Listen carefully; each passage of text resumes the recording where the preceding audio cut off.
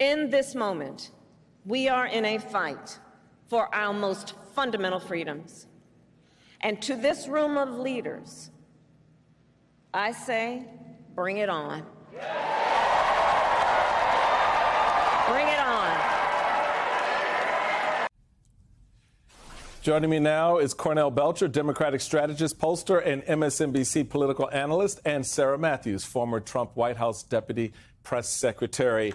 Well, folks, I don't know about y'all, but oh my God, bring it. It's been brought. I don't know. It's been brought. It has been one of the most, and both of you knowing political seasons and how they flow, but within any political season, have you ever seen, Cornell, this kind of turnaround in energy, focus, direction, 180 degrees from where we were a week ago today? No, it's remarkable. We're in uncharted waters because I've never seen anything like this, and it happened so quickly. I was texting with two members of Congress 2 days ago, and they felt the same way. It's like we were hoping for the best, but this was beyond what we thought. How quickly the party coalesced and rallied around her. But also, look, when you look at the level of energy and sort of the stuff that's happening on social media organically, right, at the grassroots, Michael, I haven't seen anything like this. I'm going to say it. I'm going to get in trouble, but I haven't seen anything like this since '08. Okay, so I'm glad he went there. I'm glad he went there, and I'll tell you why I'm glad he went there, because I said, and I've been saying since this whole thing started,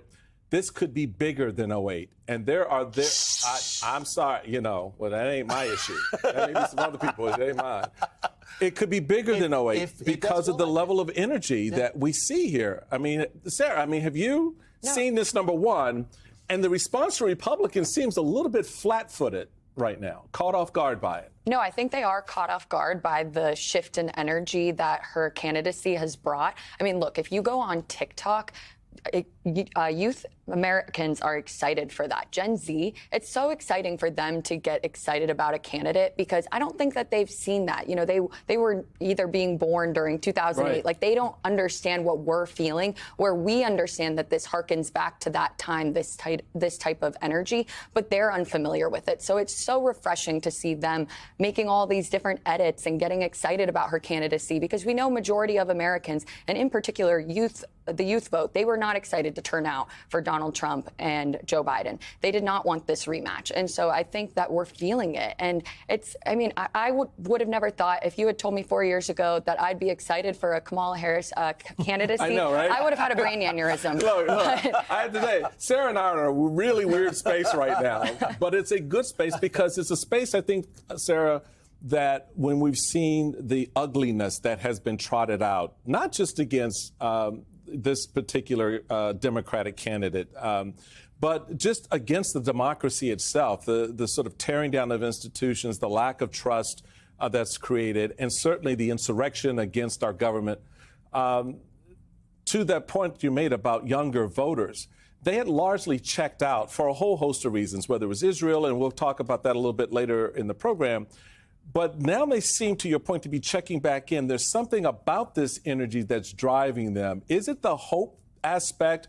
Is it maybe this really will be different? It's not just two old white guys running. I mean, how do you see that energy from what you're hearing?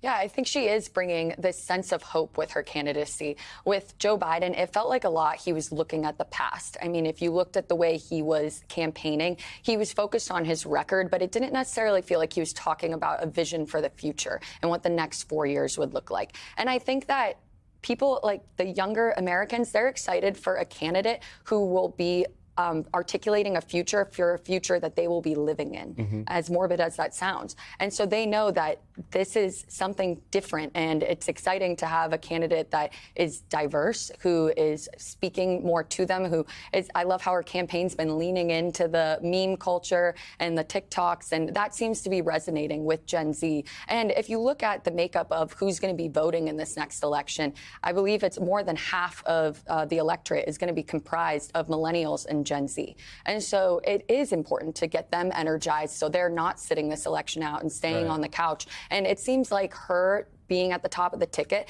has given that 180 shift in the momentum. And so she has the momentum on her side. She just has to keep it up for the next 100 days or so. See, Sarah had to go and get practical on it. So let's move to practical, because there's hope, right? Yeah. And there's their energy that comes from hope. But then there's the practical aspects of standing up a presidential campaign with 100 days left, which will be this Sunday. Putting in place a vice presidential nominee who has to be somehow aligned with you that, okay, we're just meeting, this is speed dating, but go with it, right? Right. So, Cornel, how do you assess the practical aspects going into the convention, the vote of the Democratic Party on August 1st, I believe, or 7th, around that time frame? Soon. For the delegates, how do you see that stacking up practically, and what that may mean to the momentum? Well, look, we're campaign hacks here around this table, and so I'm looking at it from the perspective of the campaign. Luckily for her, she can inherit the Biden infrastructure in that campaign, because while a lot of people didn't think they were very good on carrying a message, carrying a message, especially a message forward, they had built up infrastructure, right? They did have offices and ground teams in the battleground states, right?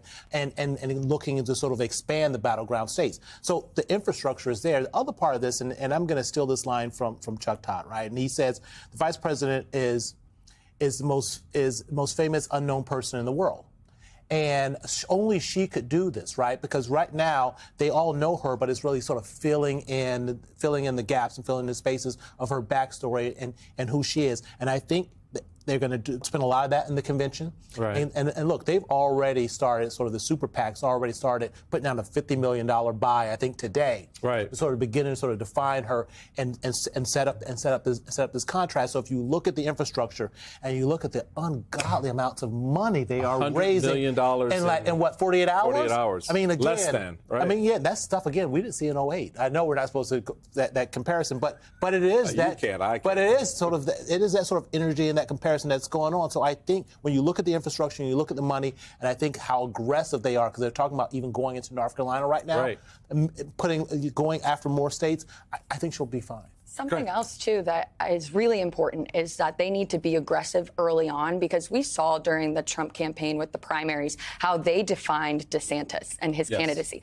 He wasn't a great candidate, so, he had that going. But before he even entered into the primary, they had already kind of ruined his candidacy, because they spent tens of millions of dollars defining him and turning voters off to him. So that's why it's important that they're out there and making the case. And what we've seen so far from the Trump campaign of how they're sort of defining her is they're saying she's a San Francisco liberal. She's ultra liberal. And I think the way to combat that will be with her vice presidential pick. And I think the smartest pick that she could do is either Mark Kelly or Josh Shapiro. He's my personal favorite. I think that he gives you that balance to a ticket, a little bit more of a moderate Democrat. And then they need to be aggressive with their ad buys, being on the airwaves. I saw a tweet the other day from a friend of mine who lives in Philly who said he was watching the Phillies game and he saw 3 Trump ads all attacking Kamala Harris. And there were 0 pro-Kamala ads and 0 anti-Trump ads. And so I think that it really will be important for them to be aggressive and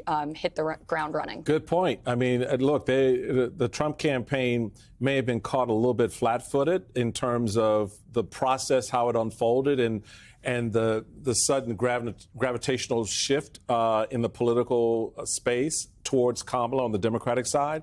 But they at least were quick, to Sarah's point, to turn the spigot open a little bit, to throw out some quick ads to say, oh, she's a San Francisco liberal. So, the 1980s would like their ad buy back. we get that, right? So this idea of the San Francisco liberal is clearly, to me, a sign that you don't quite know what to do with her. And the lying Kamala thing, whatever the heck that was. He'll come up with a nickname. But they're struggling, but they're also sort of panicking, and you understand why.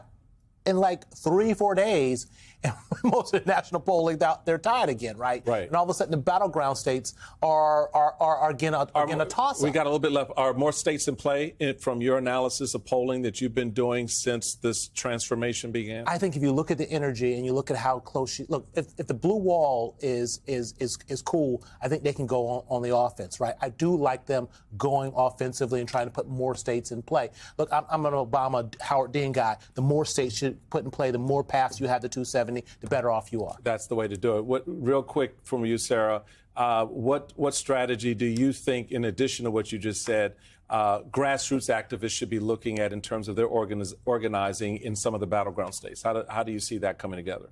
Yeah, it seems like she really has activated Black Americans and Black women in particular, are very excited about her candidacy. And so I think that will be instrumental in getting movement on the ground. And I think, too, what we've seen in terms of attacks from the campaign that are punching through is when they go after J.D. Vance. Because, look, he will be the standard bearer for what the MAGA movement is moving forward.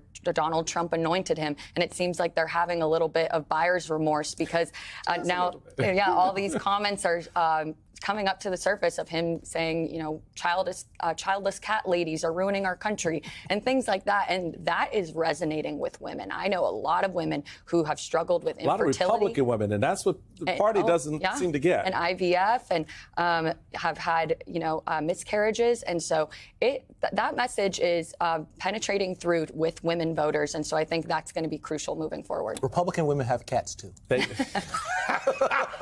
Okay, we're going to leave that one with Cornell. Cornell Belcher and Sarah Matthews, thank you guys so much. Really appreciate it.